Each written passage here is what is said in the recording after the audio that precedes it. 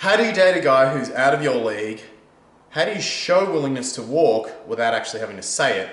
And how do you help a man open up in your relationship when there's serious problems going on and he doesn't want to chat? Welcome to Ask Mark. It's week number 40. Hard to believe. It was week number 20. Just feels like yesterday, and already we're up to number 40. Thank you for supporting Ask Mark, and thank you for supporting the channel. Make sure you subscribe if you haven't already. Hit the red button, and I have a question for you. I need your help. So, exciting news. I am coming to Los Angeles. I am coming to New York. And I am coming to Miami. Now the dates for that are going to be out soon, but what I need your help with is this. I have a seminar plan that is absolutely crammed with content. Crammed. It's going to be phenomenal. I can't wait to show it to you. But it's so crammed, and I've chatted to a few clients about this, that I'm debating adding a second day to the schedule. So my question for you is, if you were to come to a seminar, would you prefer it to be one day or two? The pros of one day is that we knock it all out, we have a massive day, and then you get to relax on the Sunday, and it would be a little bit cheaper.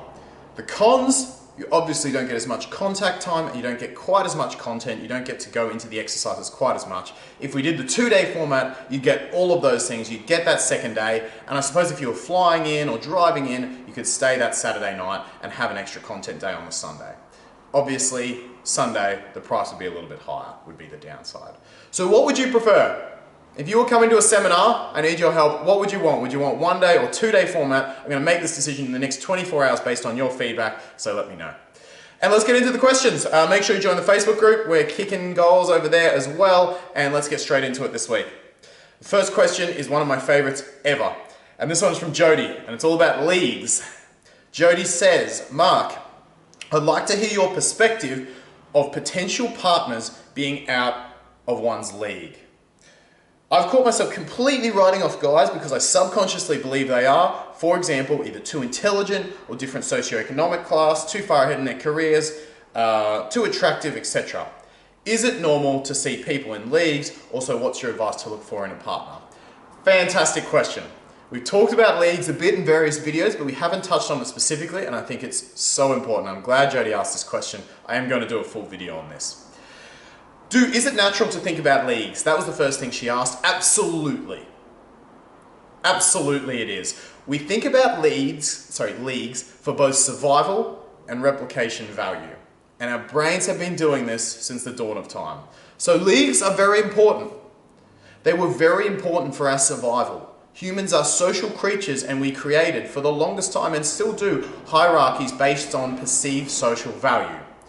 So you had to know your place within the structure, and a lot of times, especially in tribal days, right up until a few thousand years ago, you could be killed, ostracized if you went outside that social structure. Thus, it became very, very important to know your place and what league you were in. This was also important for replication. If you go too low, and if you aim below your league to replicate, to reproduce with, then it was likely that your genes wouldn't be passed on because it wasn't a very good, you were replicating with someone who had poor social value, and your genes would flow down the social hierarchy. So you might say, well, wouldn't you just aim up the social hierarchy? Well, no, because that's very risky. You could be cuckolded or cheated on if you went up the social hierarchy. It was out of place for you, and there was way too many risks. So humans learned that for survival and replication, it was very important to aim within your perceived league and to stay within that league. That was the safest bet for passing on your genes. The problem is that's what leagues are for. That's all they're for. They're not for guaranteeing you a happy, healthy, thriving relationship like we want today. They were basically to survive those 20 or 30 years we had on Earth in tribal format and reproduce your genes. When you're looking for a fulfilling relationship, you need to take leagues out of the question. Because I meet a lot of women just like Jody, where leagues fuck them up big time. A lot of times, if you're thinking leagues, you're simply perceiving social value, and your brain's wired to do this, but all you're doing is perceiving social value, and you're not actually thinking, what do I want in a relationship? What values do I want in a partner? Does this guy meet my standards? Now let's take Chris Hemsworth or Channing Tatum. You run into them tomorrow, and your instinct is, they're out of my league. Now, I know they're taken men, but bear with me. Let's say they were single. Your instinct is they're out of my league. and so you don't approach them. But do they meet your values in a partner? Would they be able to provide you with a fulfilling relationship? This is the real question that you have to be asking yourself. Don't get focused on leagues, because the problem with leagues is, just as Jody here, a lot of times it literally just holds you back. It's a survival and replication archaic system in our brain that we use to just pass on genes, but the problem is it's not designed for a great relationship. And it will very easily fuck you up and have you not approaching the men that you deserve. So you want to put leagues out of your mind. You want to just forget the concept. It's still going to come to you instinctually, but in terms of picking a partner, you want to put it out of your mind. The real questions you want to ask yourself is, does he meet my values and is he capable of a loving relationship? If I meet Kristen Krug tomorrow, celebrity crush, my instinct is she's out of my league. But then I remember, wait a minute, what am I actually looking for in a relationship? What am I actually looking for in a partner? That's the way I'm going to reframe it. She's not above my league or below my league, but she might end up being not what I want in a partner. She's not compatible with me. Or she might be exactly what I want in a partner, but I have to get to know her to find out. I come from a place of curiosity, and that takes away all of the nerves. Not only that, it allows me to meet women of all quote-unquote leagues. I'm going to be open-minded to seeing if they're a match for me. And this is how you can meet anyone, whether it's Chris Hemsworth you're meeting and you think he's out of my league and you catch yourself and you go, no, I got to check if he's right for a relationship, or I got to check if his values are right. And you go in and suddenly you're curious instead of being nervous. Or you meet that guy on Tinder who is maybe not that attractive and you're like, yeah, I guess I should meet up with him. And then you actually meet up with him and you find out he's an awesome, loving bloke with great values and he wants to invest in a woman, and you really fall for that guy. One you would have perceived as out of your league, one you would have perceived as perhaps below your league, and then you actually get to know him, and often that situation switches. Leagues are very natural to think about, but they're very unhelpful when it comes to finding a fulfilling relationship. So make sure you don't restrict yourself, you don't use those beliefs that, oh, I'm not attractive enough, or I'm not worthy, this guy's out of my league, to restrict yourself from the men you meet. Instead, meet everyone with an open mind, guys out of your league, guys below your league, meet them all, get chatting to them all, and ask the real questions. Can this man provide me with a fulfilling relationship? Does he have the values that I'm looking for in a partner? Fantastic question. Love it, love it, love it. Jody, that was one of my favorites ever. I'm going to do another video on this because it's such a good question. Next question is from Anony885. Who says, what does one do if the guy cuts the call every time you try discussing with him about something bothering you in the relationship? Then I end up sending him essays, which he hates. Does that mean I should just shut up or simply leave him? Now, Anony, I don't know the context here. It's almost sounding like it could be a long distance thing, so I'm not sure if it is, and long distance vastly complicates things further. Now, we did a recent video, Anony, on how to help a man open up and share his feelings. So I would definitely be looking at that to try to get this guy to open up to you and making sure you're not coming at him just demanding explanations and running him around the emotional feelings park. Because he'll feel incompetent, men don't want to deal with that. And it seems like here, in this situation, he definitely doesn't want to deal with this conversation. I can't speak to the reasons why, I'm not sure what you're doing versus what he's doing, but I do know that he doesn't want to deal with the conversation. So those strategies will help you out with that. Now, beyond that, you can try things like marriage counseling, you can try things like working with the psychologist, and if he's willing to come to the table and work on the relationship, great, you guys have got a shot.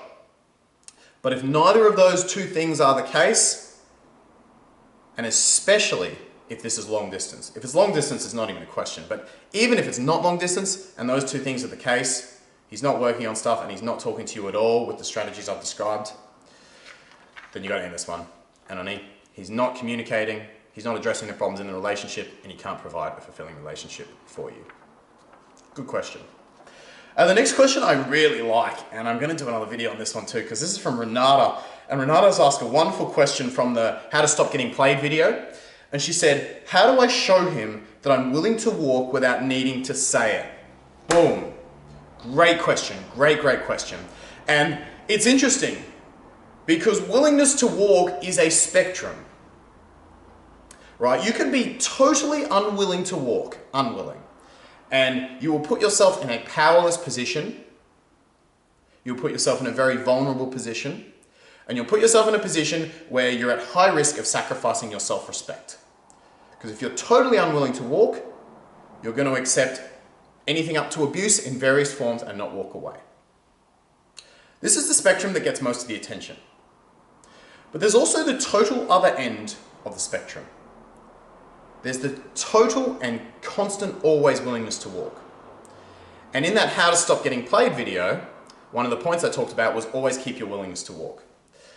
But if you take that to the extreme, you get the woman who is, and I'll quote a woman who I've met recently on a call, who said to me, she said, "There is no relationship, Mark, no relationship I could possibly be in that I couldn't leave within 10 minutes. Wow, right? That's a total willingness to walk. That woman will always be in a position of power. She will always be in a position of power. She will always have her standards and self-respect, but when it goes that far, it's not coming from a place of self-respect. It's coming from a place purely of self-preservation and from fear. If you are always willing to walk, so willing to walk in your relationship that you could drop any relationship within 10 minutes, you have a fundamentally extremely insecure relationship. The only men that are going to tolerate that are going to be men who want to pander and qualify to you all the time. Yes, you'll be safe. Yes, you'll be in a position of power. And no, you'll have no respect for those men. You'll be constantly thinking about sleeping with other people.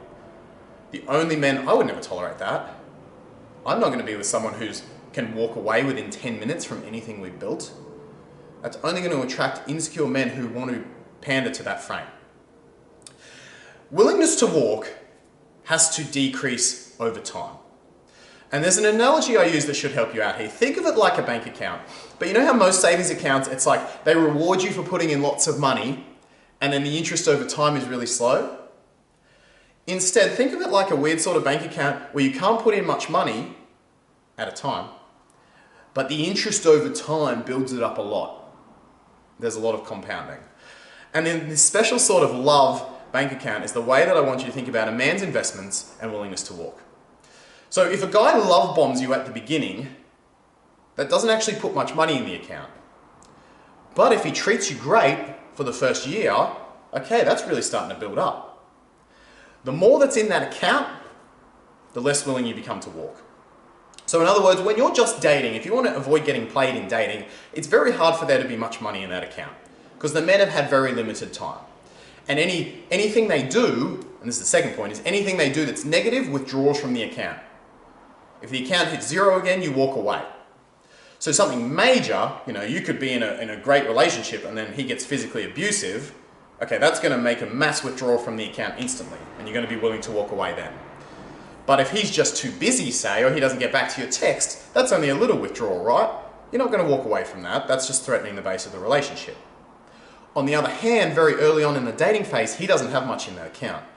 So if he's constantly too busy or he's not texting back in that early dating phase, you're willing to walk away. The bank account will build up over time, and willingness to walk for both partners should decrease over time. This is my problem with videos that say how to always keep power in the relationship. Yes, it makes you feel good, but it's only because you're scared. The man has to have power 50% of the time on average as well. There should be a balance of willingness to walk between both of you. Always wanting to have power is just being scared.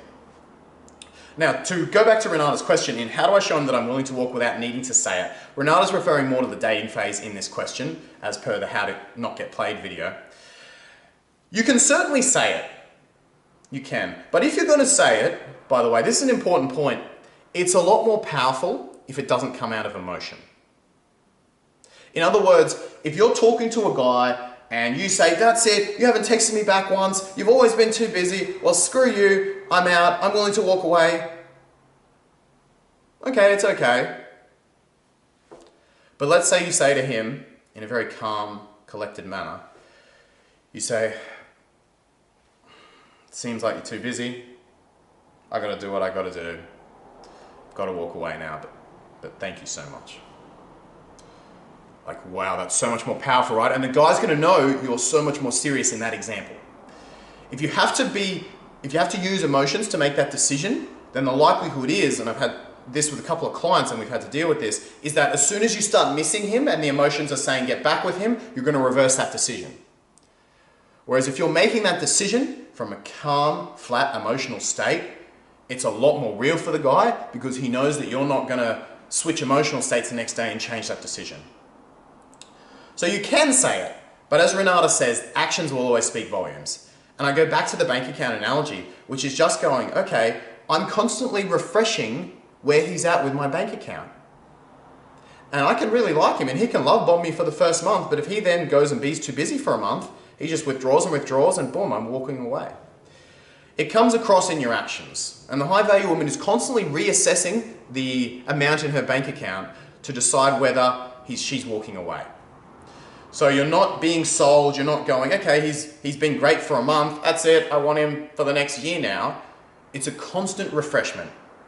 It's constantly refreshing based on his investment to build the bank account or his lack of investment to decrease it.